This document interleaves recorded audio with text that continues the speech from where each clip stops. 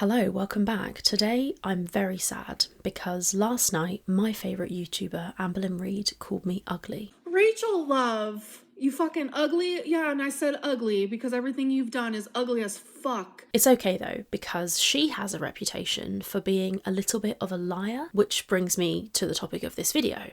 Amber lies, and when she gets called out for lying, she lies again. In this video, I'm going to meticulously break down the lies of her recent live streams where she finally caved and addressed the allegations against her of, guess what? Lying about both accusations of DV against her ex and also about how her cat got out. First, I would love you to watch this clip for me. No, I've never had an issue bringing in groceries. Now, I would love you to take a look at this screenshot here. What you will notice is that Amberlynn Reid is a liar. Now, we aren't reinventing the wheel here, but there's always new ways to look at the same thing, isn't there? Here, Amber is clearly stating two opposing things. When gaslighting her ex-girlfriend Emily in messages about a physical altercation which happened between them, she states, "I didn't body slam you, I'm a 500-pound, morbidly obese woman who can't even carry in groceries." But then, when asked about this in her live stream by this person who says, "Do you still have a hard time bringing in groceries?" Amber suddenly has no issues with this at all. Granted, she sent that message to Emily over a year ago, but it's quite evident that she has only gained weight since then. So how could she be bigger now than she was then when she did struggle to get in groceries? It's very clear that she is lying, and I just wanted to establish that, okay? Got it? Good. Amberlynn uses this "I can't bring in groceries" excuse as a way to claim that she didn't body slam Emily. So if she can carry in groceries, does that mean that she did body slam Emily? No. That is an example of a logical fallacy, but let's not get philosophical, don't threaten me with a good time. Anyway, the way I see it is Amber's lies, the most egregious of them anyway from all of this drama, fall into two categories. We've got the Rarity lies and the Emily lies. Both of them are awful in their own way, and Amber tries to wriggle out of both of them in this live. I've said from the start, and I'll say it again, I believe the proof. Obviously, I have a gut feeling, of course I do, I'm a human, but I try to keep the gut feeling of it all to a minimum in favour of looking at evidence, which is why when Amberlynn Reid said this... Rachel, you're a girl. I'm not saying gender has anything to do with it, but like, you're a girl. How could you look at me and think for 2 seconds that what I'm saying is not real? I laughed and I typed haha in the chat because it doesn't matter if I'm a girl. What matters is there is proof that you're lying, which I cannot ignore. You're asking me, Amber, to overlook evidence against you in order to believe you because we're both girls? The person who brought the proof that you have a problem with is also a girl, and I might be a girl, but I'm a logical one. This girl thinks, this girl analyses, which is why when I spoke with Emily and she sent me proof, lots of which people haven't seen yet by the way, I found her side of the story to be credible, so I shared it. That's what I did. I platformed the proof. Amber would have you all think that I'm on a campaign to smear her name. I'm not. It's genuinely so hard to talk to people that like don't have like real life thinking. Like, you're genuinely not thinking correctly. Like, it's actually scary. No, Rachel isn't just showing text. Like, she's giving this person a platform to like prove something against me. What Amber says here is objectively untrue. First of all, I have a first-class degree in philosophy, a large part of which is literally the study of how to think. If Amber showed proof of any kind which corroborated her story, I would say that. It makes no difference to me who is lying. It's not my fault that Amber keeps lying and I keep being able to prove it. There's also this clip where Amber says, "Rachel, think for 2 seconds. This woman is showing proof while we were in a fucking relationship while she was licking my vagina, okay? And then while we were supposed to be best friends. That's not normal. That's not normal. And I just sit there with my mouth fucking shut.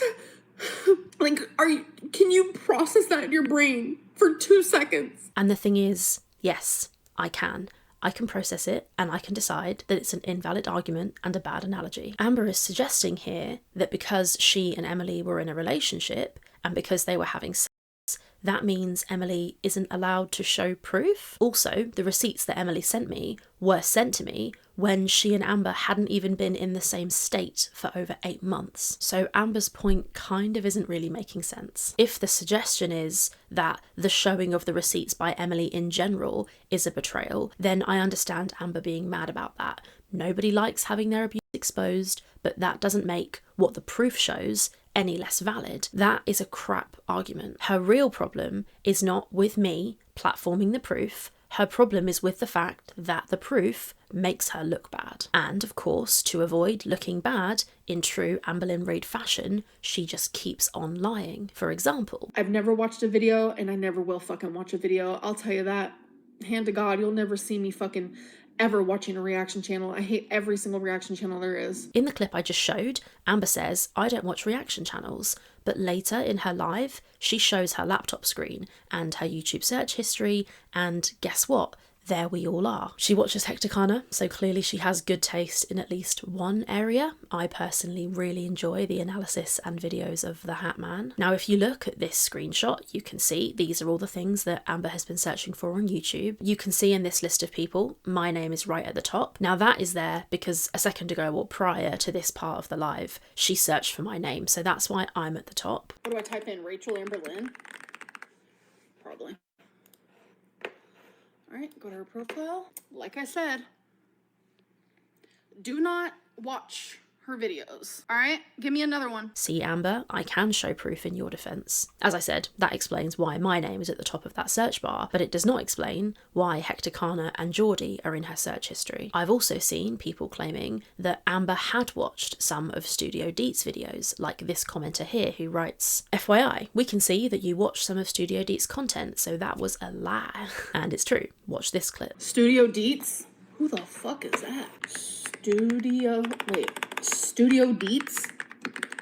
I have never even heard of this person, I don't think. Wait, yes I have. I have heard of this person a while ago, but nope.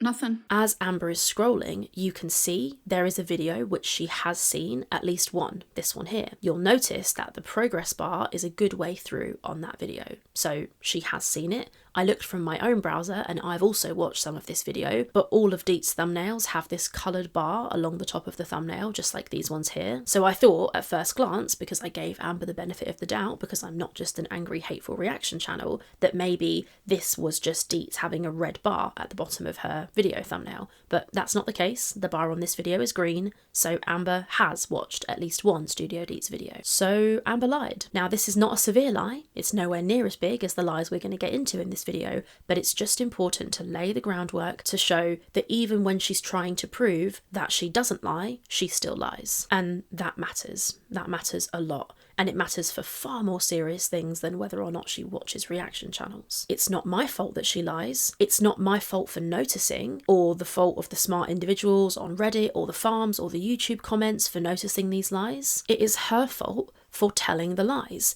Going around being a liar and then blaming the people who call you out for lying is hypocrisy of the highest level. This is why, when Amberlynn Reid pulled out her journal in this live stream, my eyes rolled back so far they genuinely almost popped out of my head. So before we descend into the journal madness, I just need to show you this clip. It's really short, but it's integral for us to get a look into Amber's mind, so watch this. I just don't want to talk about this anymore. Like, why don't people understand that? It has nothing to do with me. I don't care what I did while hurting. I don't care. Like, I saw something today. Sorry I was being so crazy. Where you were treating me like shit.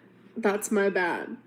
And that's genuinely, like, the best way to put it. And that's all I'm gonna say. Here we hear Amber say that she doesn't want to talk about this. Of course, she goes on to talk about it, but she also says, and I think incredibly tellingly, I don't care what I did, air quotes, I don't care what I did while hurting, I don't care. And she reads out this meme, and it says, sorry I was being so crazy while you were treating me like shit. I'm not going to waste any time in this video delving into what a whole load of fucking bullshit that is. No matter what somebody does to you, you are still responsible for your actions. If you can't understand that, Amber, you are so out of touch with reality that I genuinely don't think I can help you. And of course, friend of the channel and everyone's favourite Welshie, Jawbone, sends this very apt super chat. He says, "You don't get to choose when you're held accountable."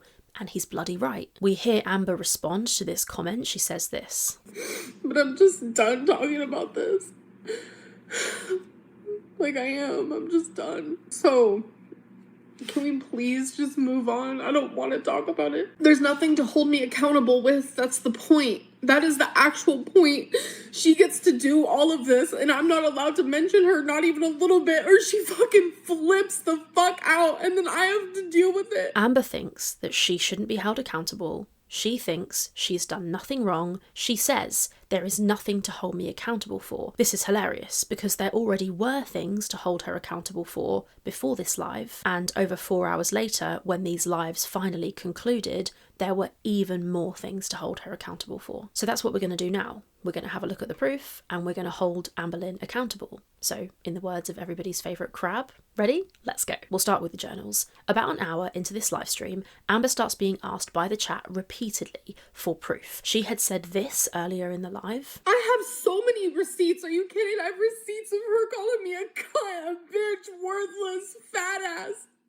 A cheating bitch when I didn't do anything. Like, you have no idea the horrible things that she has said to me, and I genuinely just fucking took it, and I was the one to apologize to her. So we know, and the chat knows, that Amber has allegedly got proof of Emily being awful to her, so they start asking her for that proof. They say things like this: "Show proof." Emily has, but Amber makes out that her message history hasn't synced on her new computer, and therefore she can't show proof. Oh wait, wouldn't it be on here? This is new. Fuck. I can't do it from my iMac because my iMac's new, so it doesn't have old messages on it, but it's on my phone, which I'm currently using. Can't search text messages on my laptop. And of course, the chat proves that this is not true. They say, "You can sync, girl. Isn't it all linked in your Apple account? Yes, you can. Search texts. If you were logged into Apple, it'd be on your computer. Don't you have the same iCloud on your iMac? LMAO, they sync." Bearing in mind, these people are all Amber's channel members. There's a little bit in this live as well, just as an aside here, where Amber makes out that the people who watch her, who are her real supporters, don't watch reaction channels. People who are like, "Oh, Amberlynn, I support you," they're not the ones who watch the reaction channels. That's the people who watch me. But I think that that is really funny because there were loads of comments in her chat where people had seen my video. So even her members and her dedicated followers do definitely watch reaction channels, but that's just an aside. The point is that after these people say this stuff in the chat, Amber has a little bit of a problem here. Is she going to show proof or is she going to keep lying? But instead of straight away showing this proof on her live, Amber does what I think is the absolute unthinkable, the same thing she did back when Beck did their expose of Amber. She pulls out her bloody journal, which was from, in her words, September of 2024 to January of 2025. This journal is from nearly a year ago, and she just so happens to have it right next to her computer in arm's reach just when she needs it, which is very suspicious, and this comment under her video highlights that. This person writes, "Interesting how you had that journal from 2024 ready to go right next to you." And it is interesting, isn't it? Almost like she prepared it earlier. It's also interesting how the whole time when she's reading the journal, for the most part, it's not actually the whole time, she holds it up straight in front of her face. And I think this is to stop us from seeing A, how many pages through she is at any one point, and we'll come to the pages in a minute, B, the absolute state of her handwriting, which we end up seeing anyway, and I will also cover in a minute, and it also conveniently, C, hides the duper's delight, which was almost certainly all over her face while she was reading. Amber has used her journals as proof in the past, notably when Beck came out and told everyone that she wipes with a washcloth. Amber got on her live and showed us her journal, and you can see that the writing in this journal, which Amber shows, is relatively neat. It's actually, I would argue, quite neat. We'll come to the neatness and the writing in a second, and the content of the journals in a second, but first I just want to nod to the absolute insanity of Amber claiming that her journal is any kind of reliable piece of evidence at all. It isn't. That is what a 5-year-old would do. Oh, I promise it's true because I wrote it in my journal. It just displays her childish mindset so stunningly. It's actually genuinely kind of shocking. Anyone can write anything they like on any bit of paper whenever they like. It's not proof of anything. She tries to make out that it isn't supposed to be proof. It isn't meant to be proof. It's meant to show her mindset at the time. These were my true emotions while I was there. Amber's fat fucking bullshit of a body. I have said repeatedly over and over that this is not proof.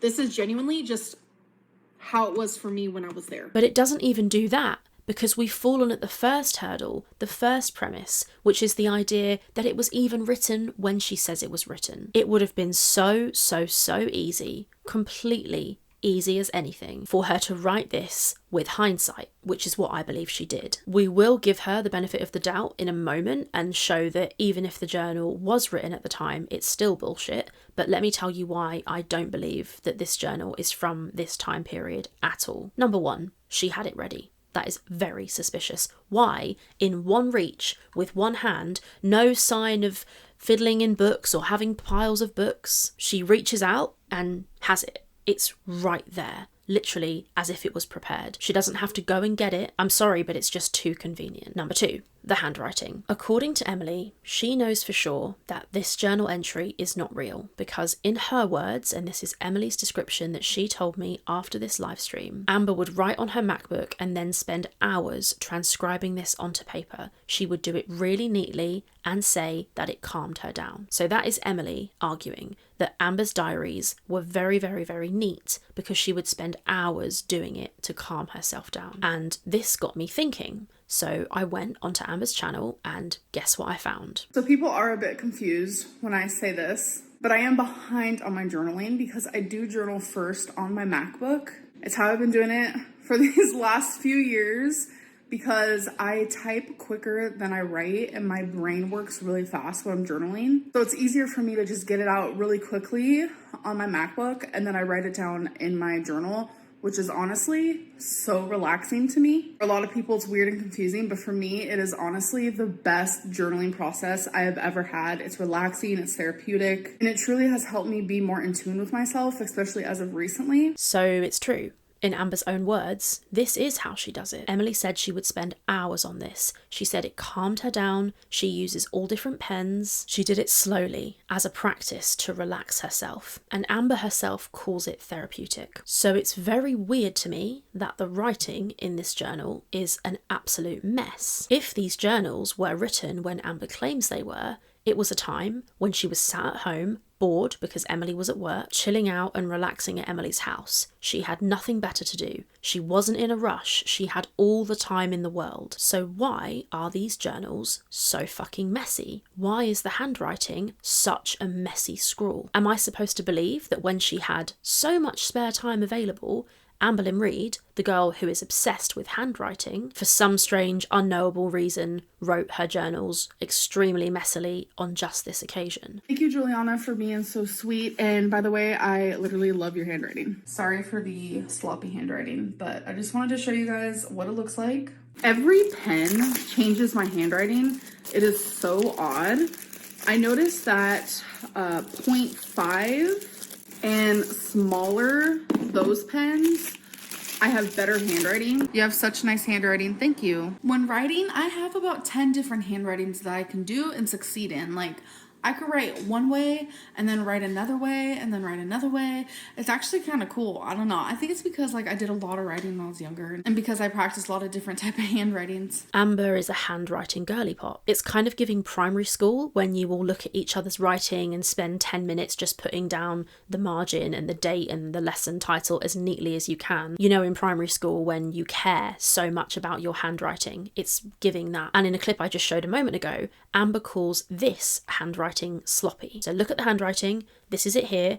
Amber calls this writing sloppy, okay? If this is what Amber calls sloppy handwriting, then what the heck is this? This is an almost illegible scrawl. It looks to me like a rage-filled mess, and it reads like one too, but we'll come to that in a minute. Look at this handwriting. Here's another photo. That writing is awful. It looks like it was done in a rush. I have not seen any writing like that anywhere on Amber's channel ever, okay? And this is important and this is interesting. In the live where Amber shows her diary, which I've already shown a second ago, to prove that what was going on between herself and Beck was true, look at the difference in handwriting. That alone, to me, is pretty much a slam dunk that this journal was prepared after the fact. This writing in the Beck journal looks neat, in line. There's a small error, which you can see Amber has carefully crossed out this little error and carried on. I think it might be fair to say that this writing looks therapeutic. This writing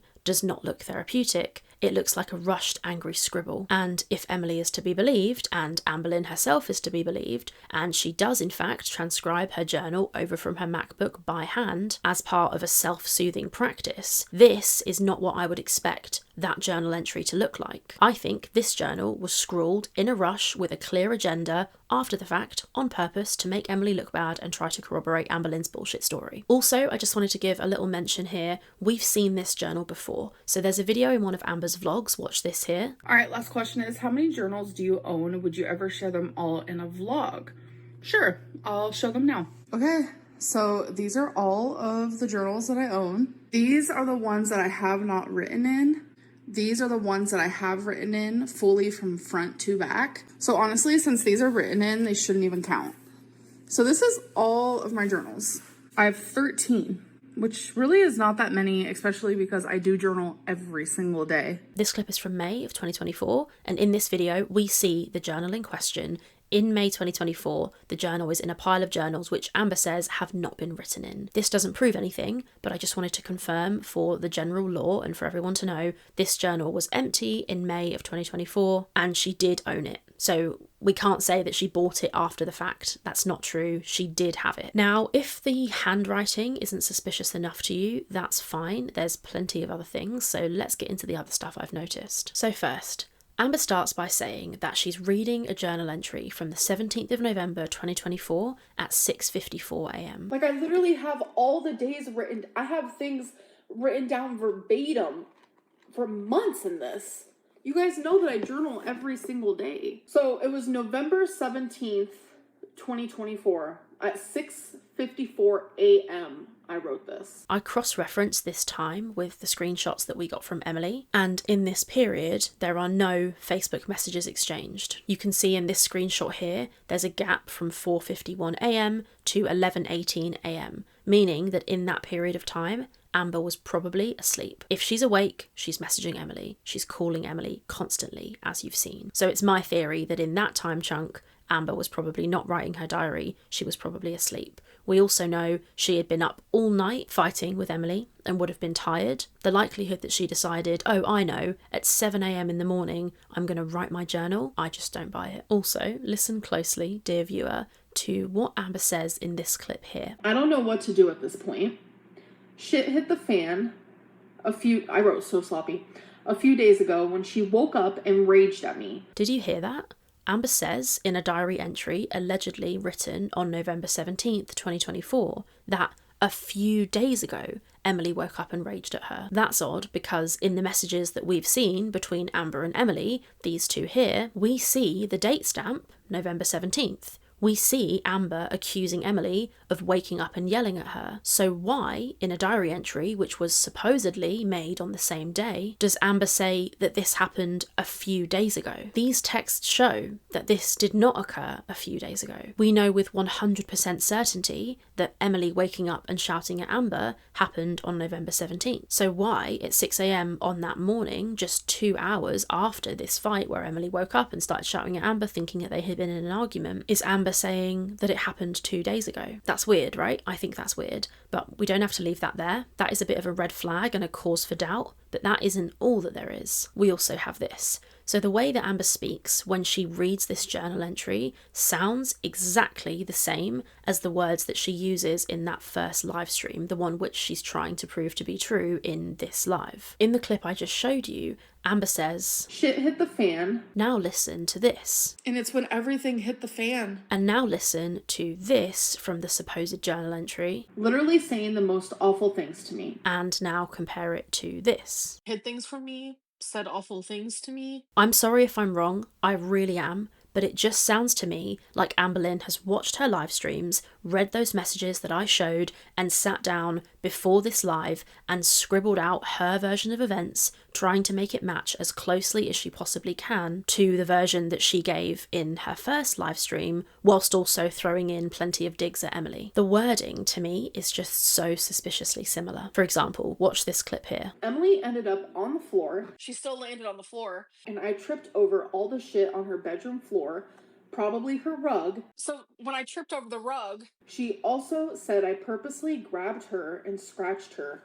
No, the fuck I did not. And then she started like hysterically, how come you pushed me? She ended up leaving the house at 4:30 a.m. I think it was like 5 a.m. or something. I don't even know. She ended up leaving her home through the kitchen door, which is the sliding glass door. This is eerily similar to the version of events that Amber gives in her live. Now, could this be because the story that she's telling us is true? Possibly. In theory, yes. When you tell the truth, it tends to stay the same. But I don't think that that is what is happening here. There is too much other evidence that make me think that this journal is not legit. It's just too eerily suspicious to me that the live, which she is supposedly accused of lying in, is worded exactly the same way as the diary entry, which she just conveniently happens to have prepared right next to her, written in a manner, both tonally and physically in terms of the handwriting, which is nothing like other diary entries that we've seen of her in the past. I'm sorry, but I just don't fucking believe it. And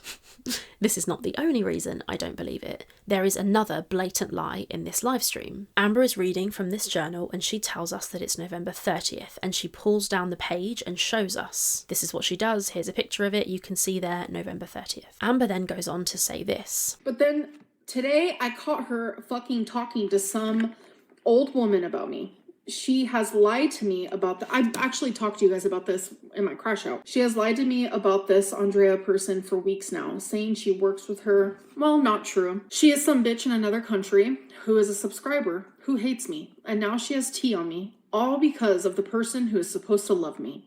Emily lied to me straight to my fucking face for weeks about this person. It then made me go through her phone, which she allowed me, and I caught her on Tumblr today looking at other fat women. It was a woman in a hospital bed with a breathing tube in her fucking nose. So she's saying that this happened on November 30th now, and that she wrote it in her journal on this day, apparently. The thing is that in her initial crash out, she did mention this, but she said that it happened on November 17th. This exact story was told in her first crash out, but it was ascribed to the night that Rarity went missing, the 17th. Amber makes it very clear that this whole seeing Emily's Tumblr story and realising who Andrea was all happened on the 17th, the night Rarity went missing. But now, in this new live stream, she gives a different story. She claims it happened on the 30th, and we can see that the 30th of November is the date that this was written under. So which date was it?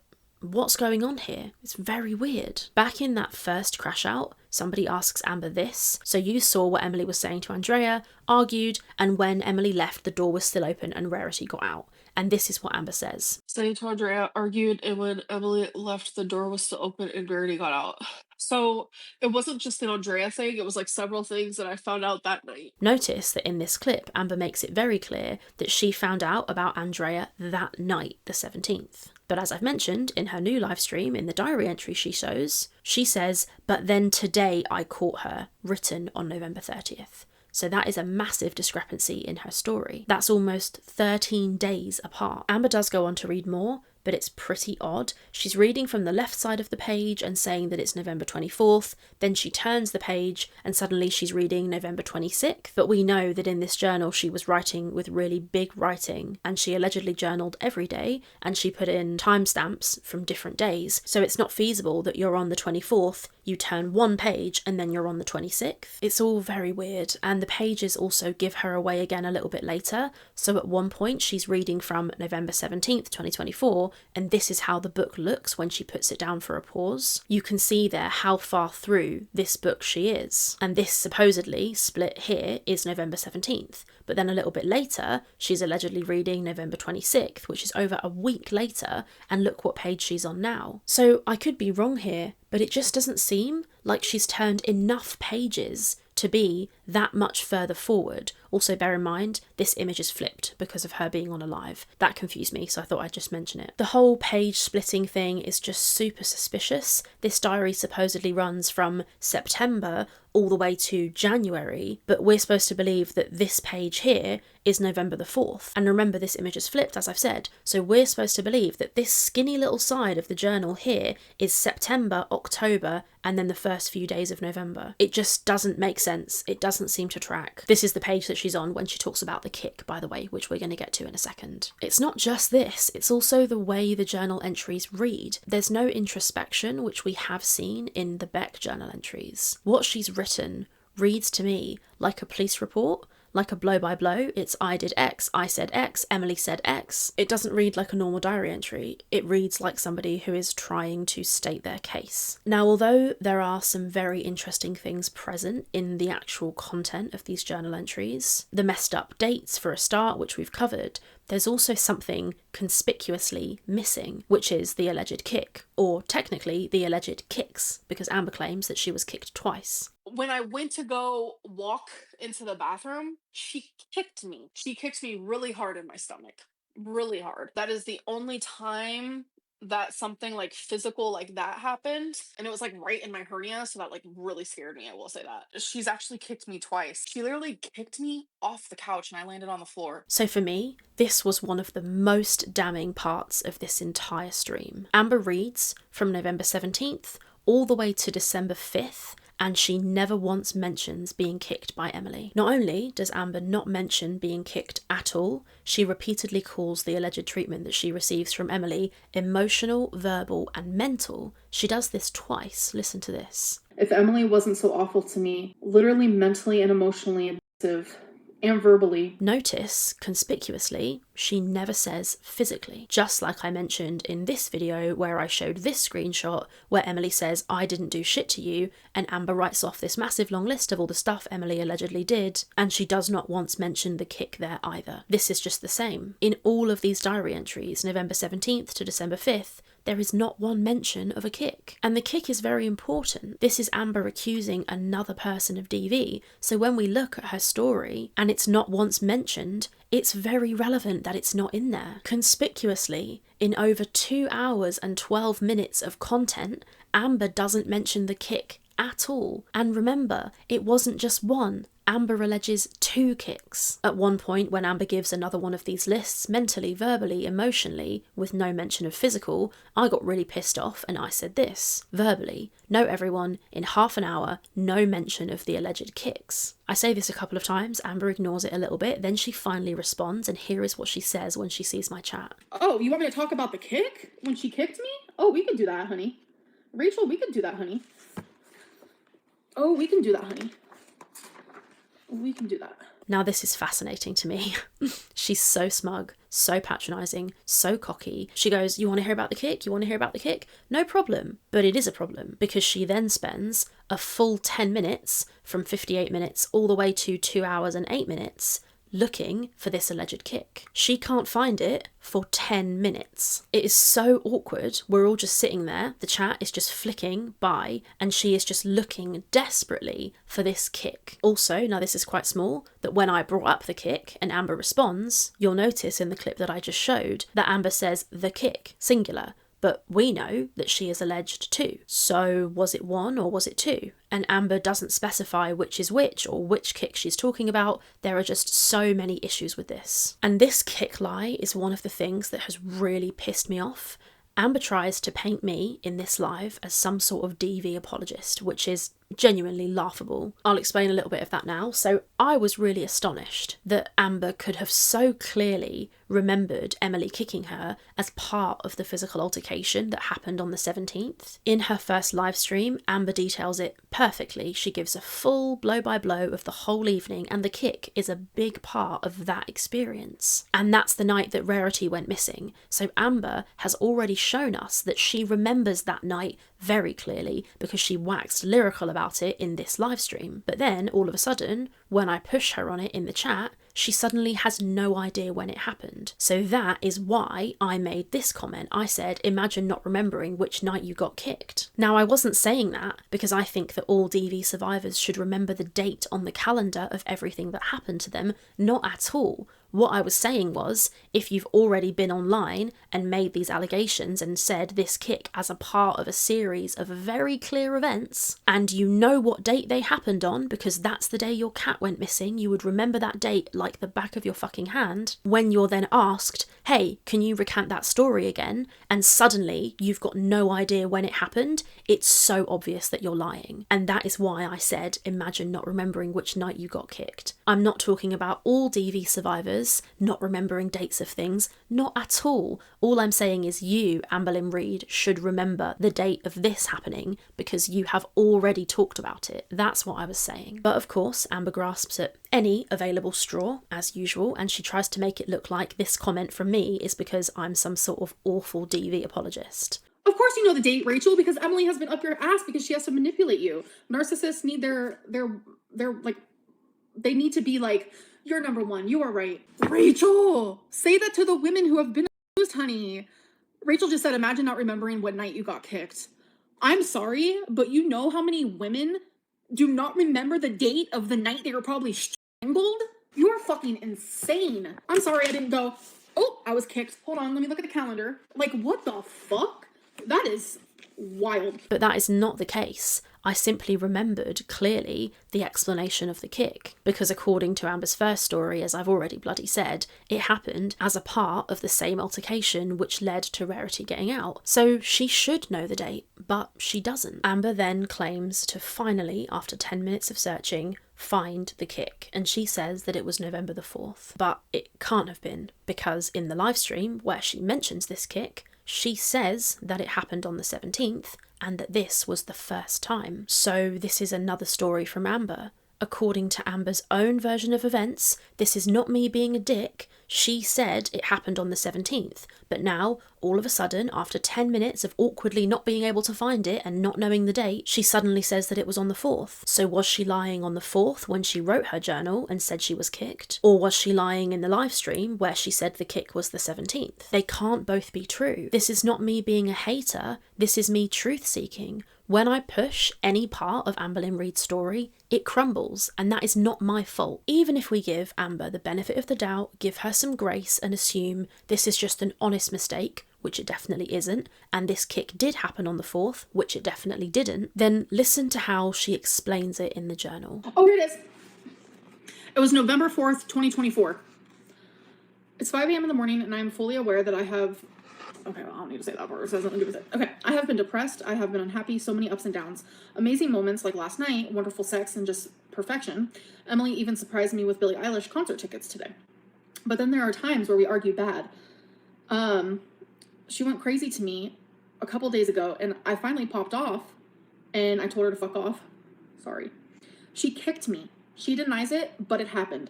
It was right in my hernia, and I could not believe it. She says the most awful things to me sometimes, so there it was. This diary entry is extremely sparse. It sounds to me very clear that Amber has shoehorned this kick line into it. It's so weird that it took her this long to find it, and then when she does find it, she refers to it with no context in the simplest line ever. Now, this is not believable to me. If Amberlynn Reid got kicked, can you imagine the fuss she would have made, the essays she would have written in self-pity, the number of texts that she would have sent to Emily? She finally has some real, tangible, physical abuse that she can throw in Emily's face. She would have done it in these texts, and when she wrote her diary about it, she wouldn't have written, she kicked me, she denies it, but it happened. One sentence.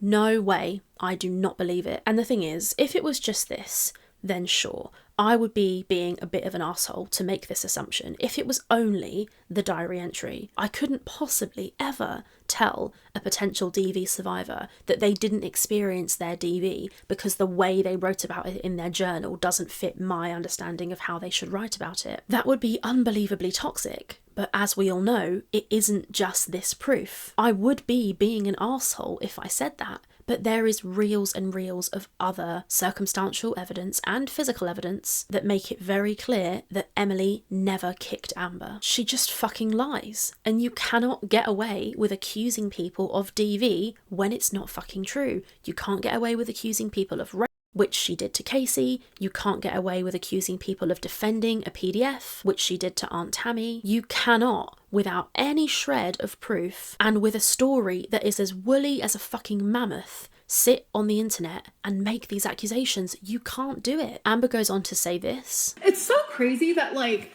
I can sit here and say, like, I genuinely was kicked by someone, and people are like, nope, that never happened. But Emily can say whatever she wants and people will believe it, even without receipts. And all I have to say to this is that all Emily said was that she didn't kick Amber, and Emily is the only person who has actually shown receipts. So I don't know what the fuck Amber was getting at there. So that is where we've got to on the kicking, and the storylines not adding up about the journaling and all of that. Let's move on now to Amberlynn's poor sweet cat Rarity. During this live, Amberlynn gives a third Rarity story, okay? And it is becoming comical in a sick, fucked up kind of way. Amber has now established 3 separate Rarity stories. We have story number 1, the one that's displayed in this video here. Amber woke up in the morning at 5 a.m. She was really tired. She was stressed from YouTube. She opened the door, let the dogs out, thought that she closed the door properly, but she didn't. Rarity got out and went missing. That was story number 1. Story number 2, Amber and Emily have a massive fight at 5 a.m. in the morning. Emily books it so fast she didn't close the door. She leaves the house in a big fight and leaves the back door open. Amber didn't notice because Amber wasn't near the door. Amber didn't go near the door, didn't feel the cold breeze, and it wasn't until she sat at the table that evening to wait for Emily to get home that she felt the cold breeze and noticed that the back door had been left open. There is also proof of her texting Emily and saying that she couldn't find Rarity at 10 p.m, okay, that day. And now we have story number 3. So this is how we got it. Somebody called Lance in the chat asks Amber this. So why didn't you say that in your messages? You don't blame her at all because you know it was you who let her out. Now that is Lance talking about all the text messages the whole day between Emily and Amber, during which what Amber doesn't say, again, is very telling because not once during that conversation does Amber say anything to Emily about Emily having left the door open. And here is what Amber says in response. Lance, sweetheart, let me try to explain this for you, okay? We got in a huge fight in the middle of the night, and Emily left in the middle of the night for 20 minutes. And she left the door open. Then she came home for 40 and then left again to go to work. That's when I noticed that I couldn't find Rarity. Shut the fuck up. Thank you. So in this clip, besides being deeply insufferable, Amber trips up on her Rarity story again. So this is now a third version of events which differs. Each of these 3 versions cannot all be true. They are all different from each other, and Amber has told all 3. This time, Emily's gone for 20 minutes, leaves the door open, then she comes home 20 minutes later to get ready for work, which according to Emily is what happened. But in this story, this third story, Emily goes out, leaves the back door open, she's gone for 20 minutes, then she comes home and Rarity is gone. Amber makes a point of saying, it was at that point I realised Rarity was missing, in the morning. Then she came home for 40 and then left again to go to work. That's when I noticed that I couldn't find Rarity. So not the evening. So in that DM that I showed where she says that she didn't lie in her second Rarity story, this DM here, she did lie again, because in that story she realised Rarity was gone in the evening, but in this story she realised Rarity was gone in the morning. She specifically says that was when I realised Rarity was gone, or words to that effect. And this story is now even less plausible. So she's saying that Emily left the house, Amber didn't follow her, the back door was left open for 20 minutes, then Emily came home, got ready for work and left for work again. We know Emily's ground floor is open plan. You come in the front door, you can see the back door. They face each other. While Emily was getting ready for work that morning, she would have felt the cold breeze, she would have shut that door, if this was even true. So it's not believable that that door was left open all day, because Emily would have noticed. She lives in Wisconsin. She pays the fucking heat bill. Not to mention, Emily says very clearly in her conversations with me that she shut the door in Amber's face because Amber was following her. She said to me, I was leaving, Amber was blocking. This is what Emily said. Amber was blocking the front door, which is why I left out of the back door while I was putting my shoes on. Emily gave this detail. While I was putting my shoes on, Amber was blocking the front door. So Emily left out the back door and Amber was following her. Emily claimed Amber followed her all the way to the door, and she says confidently, in a tone of voice over a voice note, which I believe, that she shut that door. And there is even more proof, which I've neglected to mention until now, that Amber was following Emily, because as I said in this video here, she explains how Emily left out the back door. And you hear Amber say, Emily likes to say I was and then she goes, I'm a 500-pound person, I can't move very fast, da-da-da. She ended up leaving her home through the kitchen door, which is the sliding glass door. And my favorite part of this whole thing is she likes to say that you guys see me. I'm over 500 pounds. I walk very slow. When she says that line, Emily likes to say I was She likes to say that I was What she's going to say there is Emily likes to say I was chasing her. Now that is very telling. Amber tells on herself. She was chasing Emily. And then when she gives this defence, I'm a 500-pound person, I can't move very fast. That is her defending herself from the allegation that she just almost said, which was that Emily likes to say that Amber was chasing her. I would stake my whole life savings, my YouTube channel, my fucking Stephen King collection, I would stake everything I own on Amberlynn Reid following Emily to that door. And if you needed anything else, if you're not fucking sick of the sound of my voice, which I am by this point, this story that Amber's given, this third Rarity story, even if it's true, which it fucking isn't, this is an individual who has now given three separate accounts of how this cat got out. Why are you lying? Stop fucking lying. People only lie when they need to cover something up. What are you covering up, Amberlynn? This has officially become a complete and total mess. We, the viewer, the reaction channel, are left with really no other conclusion to reach than Amber is lying over and over. She's refusing to tell the truth. She is lying because she is hiding something, okay? Now, listen, Amber, I know you're watching this, babe. The whole of Girl World are out there. Everyone, most people anyway, are saying you did something to Rarity. A lot of them think that what you did to Rarity was very dark. I am genuinely one of the few people who is actually giving you the benefit of the doubt. It's not my fault that your stories are full of lies and don't line up. But even now, even after all of this stuff that I've said in this video, I will still not say with 100% certainty that you let Rarity out. I'm still willing to consider that it may have been a mistake or an accident. I genuinely am, because I don't know, because I can't prove it, right? Which is kind of my whole shtick over here. Amber, all I ask is you tell the fucking truth. Just tell the truth. It is so easy. You go live, you say, guys, listen, this is really fucking hard. I'm so embarrassed. I'm a piece of shit, waste of space for doing all these lies, but my cat Rarity deserves the why am I going to cry? My cat Rarity deserves the truth to be told about the end of her life if, God forbid, that is in fact what's happened to her. All right, fine. It wasn't Emily. It was me. And even if it is as simple as you just left the door open, then say that. Why have you weaponised the loss of your cat to harm a party, Emily, and make accusations against her which are based not in fact? I'm not defending Emily's character, but that is where the nuance comes in, right? You can't lie about somebody else doing something to you that they didn't do, whoever they are, it doesn't matter. The real victim, the real actual victim is the cat. Like the lost cat who was outside in November in Wisconsin. Whoever's fault that is, whatever happened there, that cat is the actual victim. And Amber's response has been victim Lynn, Darvo, lying. She's used Rarity as a weapon to attack Emily, to try and make Emily look bad, and whilst doing that, she's also invented lies of DV, which never occurred, and try to dismiss her own manipulative, narcissistic, shitty behaviour. Okay.